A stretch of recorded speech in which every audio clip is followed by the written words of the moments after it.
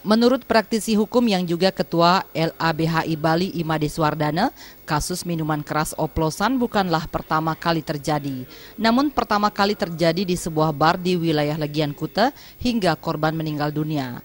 Peristiwa itu terjadi tidak terlepas dari lemahnya kinerja BPOM sehingga membuka celah orang biasa mencampur atau meracik minuman yang tidak diketahui akibatnya. Suwardana menilai ada unsur kelalaian yang mengakibatkan korban meninggal dunia. Untuk itu polisi diminta menegakkan hukum sebaik-baiknya sesuai ketentuan pasal 359 KUHP dan pasal 62 Undang-Undang Nomor 8 Tahun 1999 dengan akumulasi ancaman 5 tahun penjara. Ancaman tersebut bukan saja pada oknum yang meracik, tapi juga pemilik bar yang memiliki wewenang melakukan pengawasan. Selain pidana, izin usaha bar tersebut dapat dicabut agar memberi efek jera bagi pelaku usaha.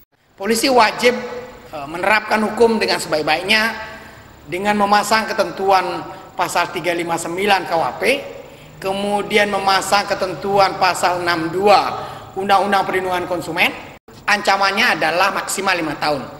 Yang pelaku konkretnya itu bisa diterapkan kepada siapa yang mencampur adukan atau siapa yang membuat formulasi zat-zat begitu bisa bercampur.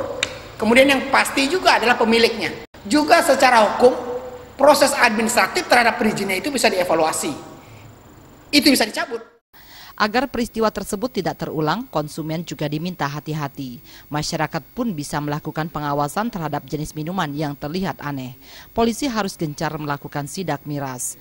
Pemerintah perlu melakukan pengawasan per item produk yang dipasarkan dan pelaku usaha punya kewajiban meyakinkan produk mereka sebelum dipasarkan. Raiswantara dan Artaya Bali TV.